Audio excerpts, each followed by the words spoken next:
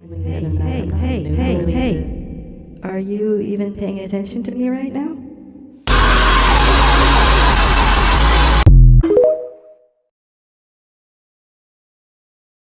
I recently took a trip through some of the pyramids and temples of Egypt, and one thing I learned very quickly as we moved through these spaces is that there were always guards. And I would ask the guards why they were following us so much. And they would always say, "We have to make sure that you're not meditating at our sacred sites." One of the most amazing things I saw was these false doors. These false doors were said to be portals from this side to the other, and that it was only allowed for gods and certain types of disembodied souls to pass through. But they were very keen on making sure that none of my team, who were a group of Black Americans, were meditating near any of these sacred sites. They also shut down another group I saw that came through and got real excited when they saw.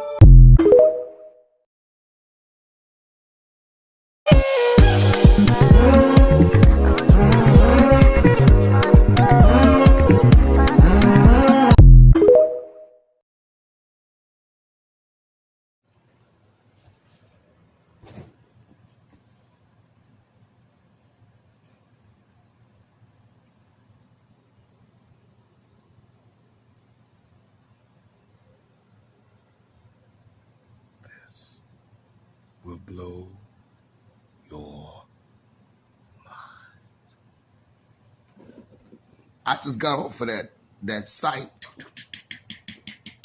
You know that. So okay, earlier this year,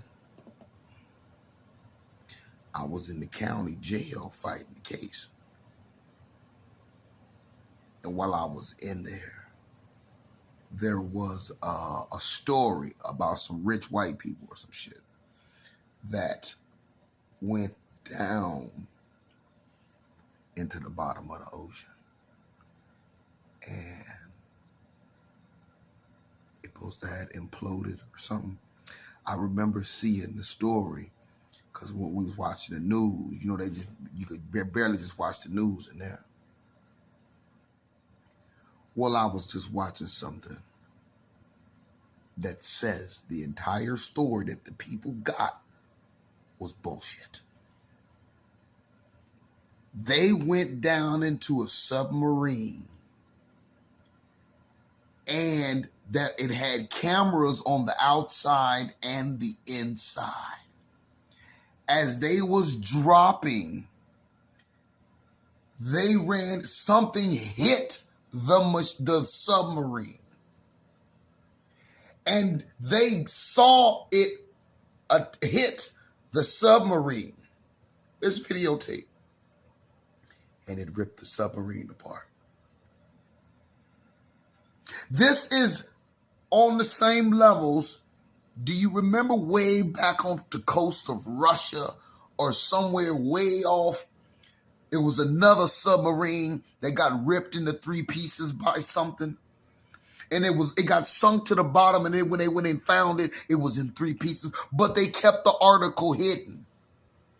See, they had to report something to us about these 5 people, so they said it imploded. But it was in multiple pieces. Now, how is something going to implode and be in multiple pieces? If something imploded, it just crushes itself in. The submarine that them people was on was ripped apart by something in that ocean. They've been lying to us. Whatever it was, it killed them nosy motherfuckers. It's a reason motherfuckers ain't going down in this ocean, because whatever it is down there, it ain't playing. And that might be one other reason they dropped that 40-ton, remember that 40-ton bomb they dropped off the coast of Florida?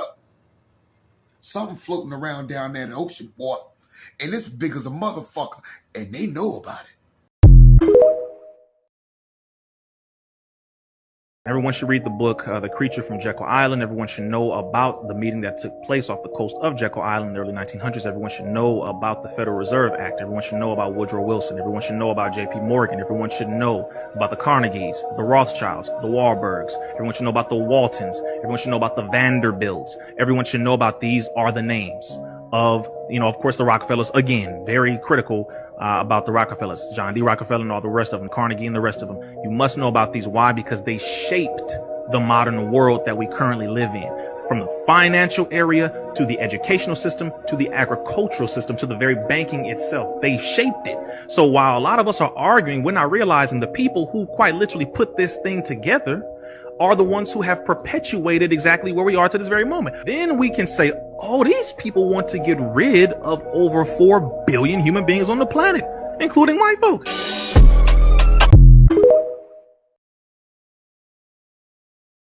That policy was to get rid of the population by any means. In strategic areas was dealing with food. Also in something called Global 2000 under President Jimmy Carter. You had it when it comes to vaccinations, shots, when it comes to water, when it comes to reproductive services. So all of these areas and arenas were ways to look at how can we reduce the population strategically. Planned Parenthood is one. Okay. Another. Okay. Fluoridated water is another. The manipulation of nature, herbs, and food, hence the medical marijuana, hence the GMOs in the food, the cloning of the food. Roughly 78 to 80% of the food is genetically modified, destroying the ovaries, destroying the sperm, shrinking the testicles, shrinking the ovaries, creating tumors, creating an inability for people to reproduce, making men sterile, making women infertile. All of these things.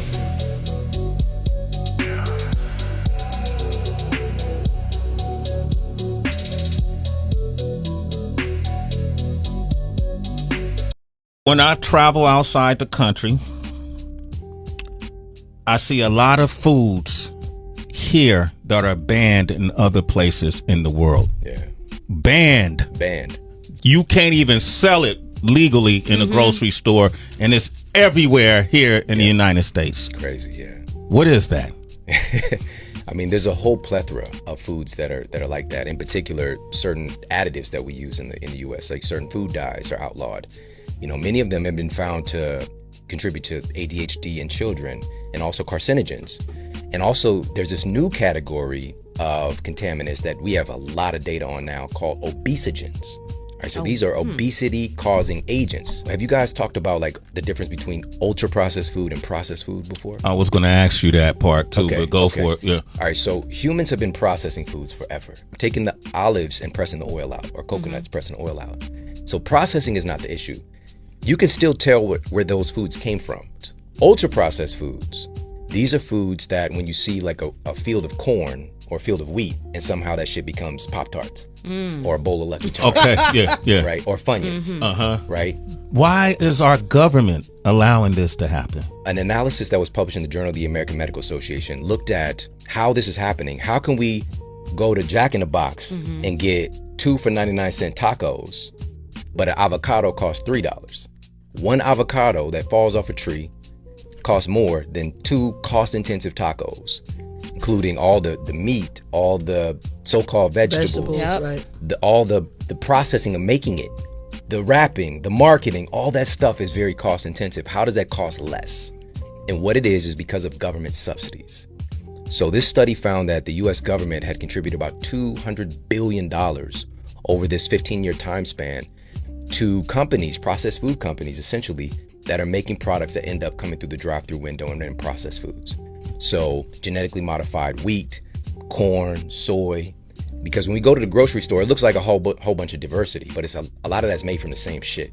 This other analysis found that they looked at who's consuming these government subsidized foods. They found that in particular low-income communities and people who had the highest intake of government subsidized foods had a 30% greater incidence of having obesity, type 2 diabetes, inflammation, all these things. Yeah.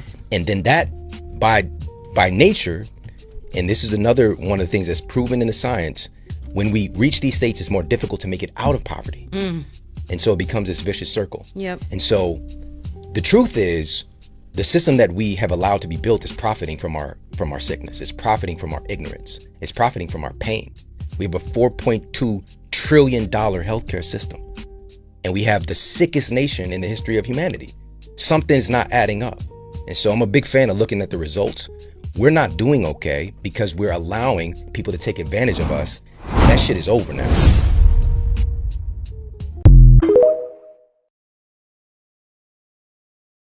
In what universe am I a voice to speak on this? I am the... Everyone's afraid to say it. I'm not. Your people are the reason why we're all in this position. Your people are the reason why we are all depressed and we are all overworked and we are all witnessing people being literally genocided overseas. Your people.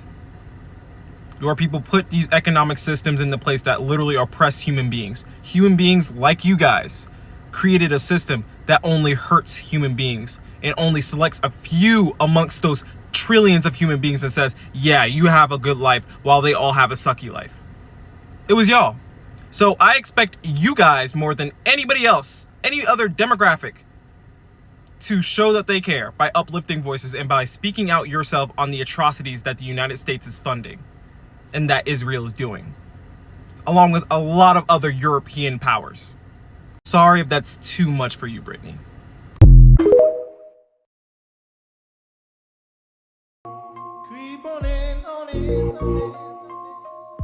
An envious person is the worst kind of person because they will kill you, they will betray you into the hands of your enemy.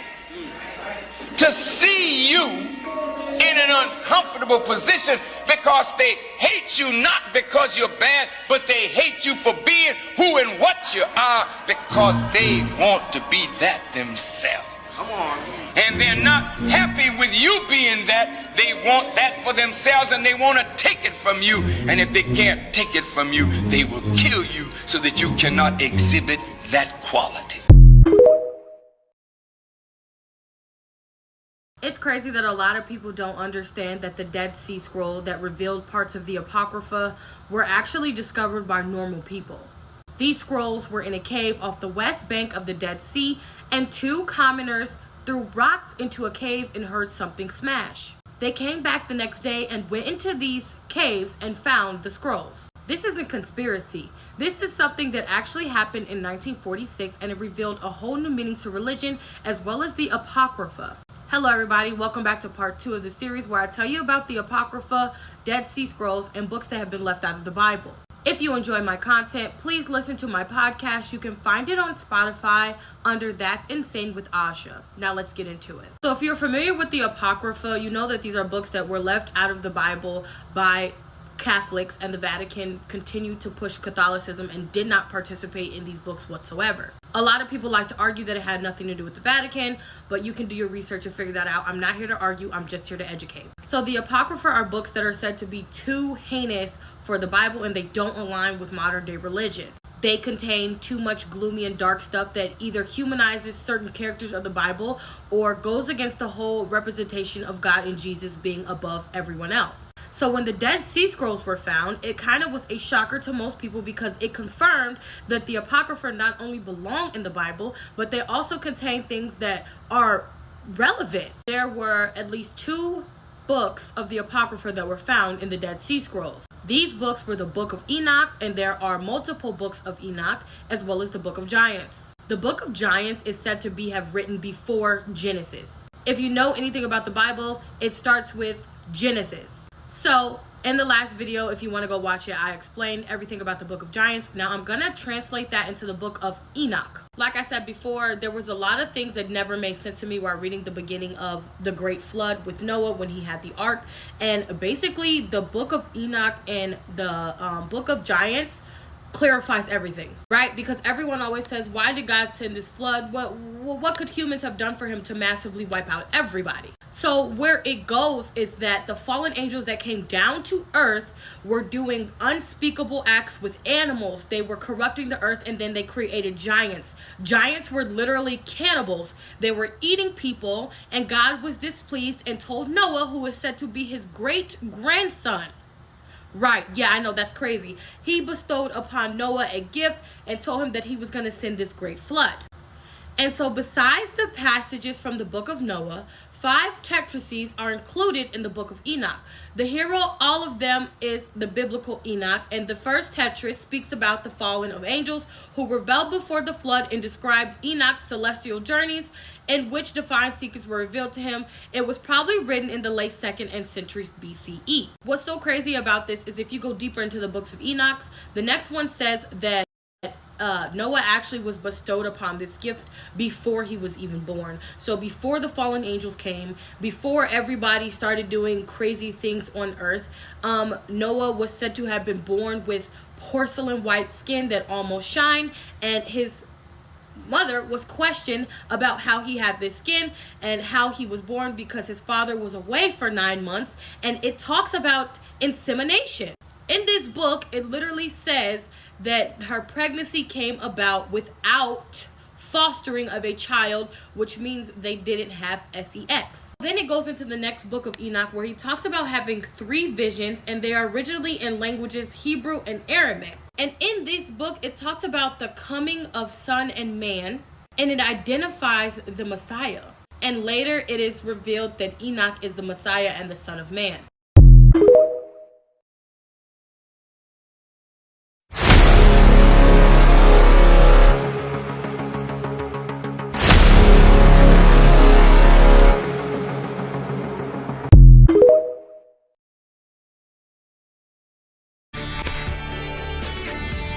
A German tourist says he illegally scaled Egypt's Great Pyramid of Giza in broad daylight and lived to tell the tale.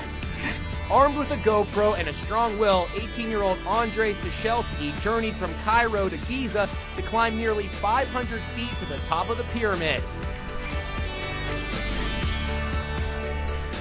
Climbing the oldest and largest pyramid comes at a steep cost, a possible 3-year jail sentence if convicted. Yeah. Andre said in an interview he knew the risks going in, but decided the view from the top would make it all worth it. When he was about halfway up the ancient structure, Andre was spotted by Egyptian police, but it didn't stop him from finishing his climb and taking in the incredible view. Although it took him 8 minutes to reach the top, it took him 20 minutes to safely descend. When he was back on the ground, he was taken into police custody. According to Andre, officers said they would not press charges if he deleted photographic evidence of the climb. He says authorities were unaware that the tech-savvy team had software that you must take. You gotta have that mindset that quitting is not an option. Give up? Who, me? Never. Stop? Who, me? Never. That's for the next guy. That's for the next girl. But not me. Why? Because I don't quit. That ain't how I do it. It was going to happen anyway because it's the war of the Anunnakis fighting each other, family feuding on Earth. The war on heaven landed on Earth. That shit ain't got nothing to do with us. That's the family feud of some beings from another place, and they want us to think they some holy divine entities. Yeah. And they want us to pick sides in their conflict. Yeah. Right? It's a war between the 2 sons of the king fighting for the throne. Yeah. Right? So they get parts of the kingdom appointed to each one of them according to their skill set and capabilities. Mm-hmm. Right? But the wise general gonna always have somebody that can do a function that the other general can do that he can't. Mm-hmm. So he can delegate that aspect. Mm-hmm. Mm-hmm. It's the same thing in the military on Earth. It's the same thing in the gangs, which is tribes. Mm-hmm. Right? It's part of the cultural dynamic, but they play it out in regimented form in order to confuse your mind because we trapped in cycles. So they run us through straight lines in the circle, so all we doing is catching up to our tail. We ain't never really making progress. We just going in circles. And we laugh at the dog that chases his tail, but we chase ours all the time. We're doing the same thing. Wow. So the Andromedan beings, you said they had a matriarchy system. Is that like an all-female planet, or how does it work?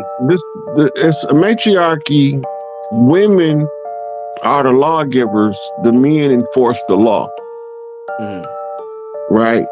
In a patriarchal system,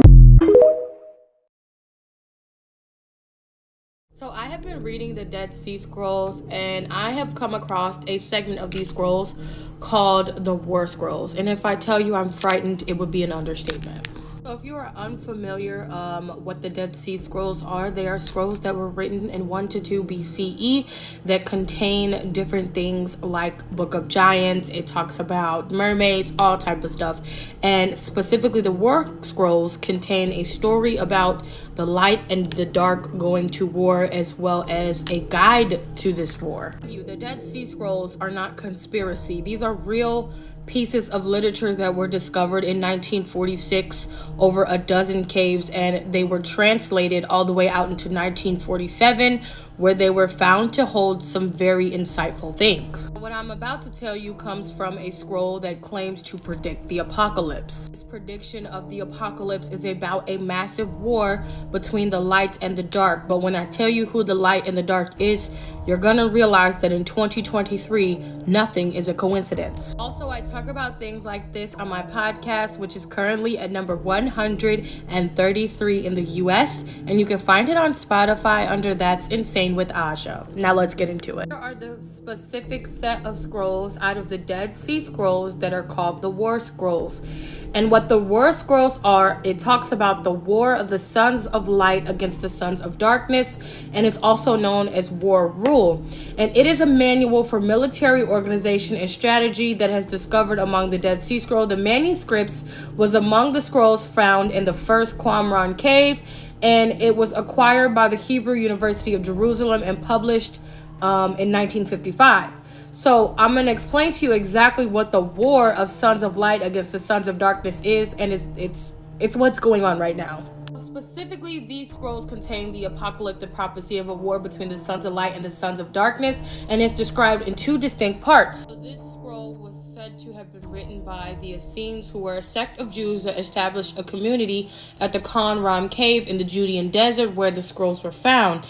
And it is said that the Essenes thought themselves to be the holy elect of Israel, the sons of light, and who would at the end of time engage in a catastrophic war with the enemies of Israel, the sons of darkness. So these scrolls stated that the apocalypse would take place after a 40-year holy war between the forces of good and evil, and involves heavenly as well as earthly soldiers, and the elect of Israel are joined by an angelic host, while the devil and the evil angels fight alongside other nations of the earth. And only then will the victory of the forces of light is to signal the final destruction of evil, and after which the God of Israel would rule eternally in justice. So the demon that was said to help the darkness, which was the enemy that went against Israel, any nation that went against Israel, his name was Belial, and he was said to help the dark forces in this 40-year war. And the name of the people that are said to help the light will be the Essenes and God. The Essenes were members of a religious sect or brotherhood that flourished in Palestine from about the 2nd century BC to the end of the 1st century AD. Yeah, so I don't know. I have just been reading the Apocrypha, the Dead Sea Scrolls, and came across the War Scroll. I wasn't looking for it or digging for it, and this is what hit me in the face. So I just want to share with you guys because I believe that nothing is a coincidence. So please let me know your take on this. I'm going to do a part 2 because the war talks about 2 different parts. Yeah, let me know if you guys like this. The fact that these war scrolls talk about 2 distinct wars that bring on the apocalypse is kind of insane, because the first part of that war has already happened in modern day times when Israel stole these war scrolls as well as other Dead Sea Scrolls from Jordan, and Jordan had to try to get them back, and they were taken from the Palestinian Museum. So it kind of looks like we're on the second part of that war now. I wouldn't be surprised. So, I mean, I can do a part 2 with a more detailed explanation if you guys need it, but I'm just here to bring attention to what I have read and what is going on. Excuse me, sir. Do you mind telling this young man that you probably going to be his biggest threat in his life? I'm sorry? Do you mind telling the young man that you're probably going to be his biggest threat? You asked if I mind telling him that? Yes, sir. Yeah, I'm not telling him that. You work for the Baltimore City Police Department? Can you tell me the mission statement of the Baltimore City Police Department? You guys protect and preserve life, sir. That's not the mission statement of the Baltimore City Police Department. What did you just ask? The mission statement is to protect and preserve life. That's not the mission statement, sir. It's the mission statement. Is that all to it? That's the main part of it. Can you tell me all of it? I'm sure you have it right there. You can go ahead. Can you tell me? Can you? Can you?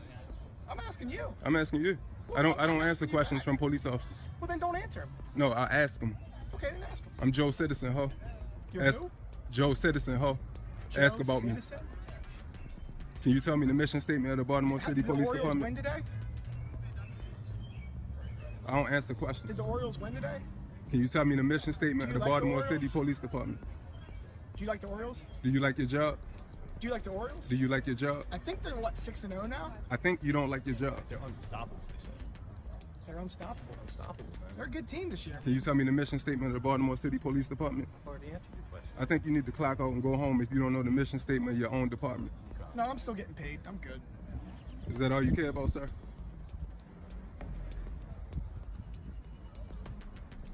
Keep reading. Read off your list of questions. I think you might need to read it, sir. Go ahead, show it to me. I'll read it. No, I think you need to read it, understand Show it, it to me. and don't come back to work until you know it. I won't. By heart. Then I'll leave right now. Do you know the mission statement of the Baltimore City Police Department, sir? I think it's a damn shame. Was this guy killed by police? I think it's embarrassing. Was this guy killed by police? I think it's embarrassing. I think I'm the biggest threat, though, right? I think if you guys don't sit in your cars in hot spots, how about get out and patrol and do some work? So this is our fault. Maybe it would have prevented this. It's my fault? You not knowing the mission statement I thought you don't is your answer. fault. I thought you don't answer questions from police. You not knowing the mission statement is your I fault. thought he didn't answer questions from police. So you need to go back to Pennsylvania and don't come back to Baltimore until you know your mission statement. I'll write that up as a win. Joe Citizen, ho. I'm gonna make you a star. Thank you. And I'm gonna make you a star. Public servant. Do you live around here? If you don't answer my questions, I'm gonna put your ass under citizen's arrest. Don't answer his questions. You too. Oh, I'm not answering. Are you guys public servants? I'm waiting for the citizen's arrest, sir. Are you guys public servants?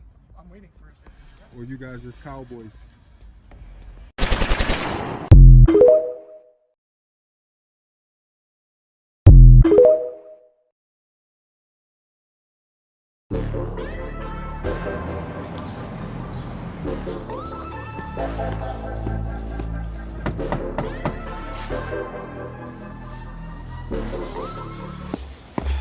Well, doesn't look like anybody's home, and that's because this building is fake. There have been stories that it's a secret passageway down to the depths of New York.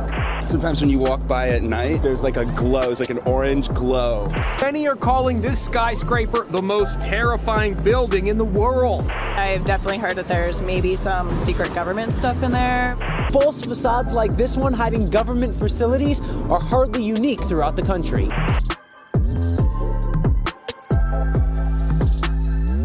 Not everyone knows it's a fake building. I thought it was just a regular building. I mean, I come up the street all the time. That's crazy. You're probably not the only person. No. So this is our first fake building, 58 Joralemon Street. We've got a whole bunch of fake buildings to look at today, a creepy tower with no windows, a former biolab, and they're all here in New York. Others who live in the neighborhood say once they notice the building, they notice some strange sights and sounds. It's like something out of Ghostbusters. Look, it's so famous, it has its own Wikipedia article about how it's fake, and that's how you know it's the real deal. Now, from the outside, it looks like your typical townhouse. You got your townhouse windows, your little townhouse fence, your creepy looking staircase.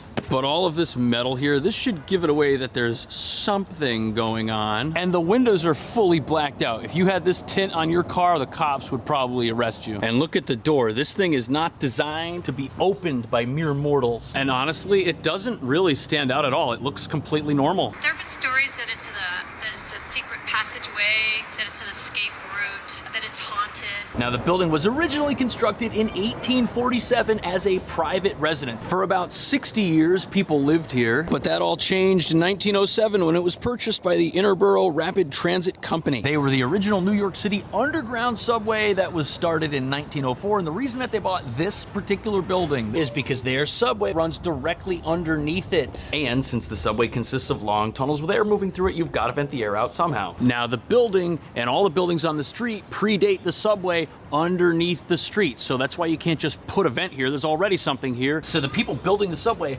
bought the building and completely hollowed out the interior. And that makes it the worst. I don't care if I'm the first person to say this, but us Somalis are not. And who cares that you are not black? We all know that most of these Somalis, they suffer from identity crisis. See, when somebody robs you of your culture, heritage, and norms, you get what we call identity crisis. When the Arabs came to us, East Africa, they introduced Arabic and Islam, and they robbed us clean of everything that we knew, our culture, our heritage, our norms, our names, name it, and they gave us Arabic. And now, most of these North Africans like Sudan and Somalis and Eritreans, they identify as Arabs. They confuse ethnicity for a race. Like your race is your black or brown. Your ethnicity is your Somali. But they say, no, we're not black, we are white. We are Arabs, we are this. If you sleep in a garage, you don't become a car. Just because you feel you speak Arabic and you whatever you feel like you're Arab, you're not Arab. You are black and you are African. And that's it. Y'all, they finna cut our internet off. Too much shit is coming out about the United States of America. They just finna snip this shit off. Watch what I tell you. Our shit just finna go out. I love y'all.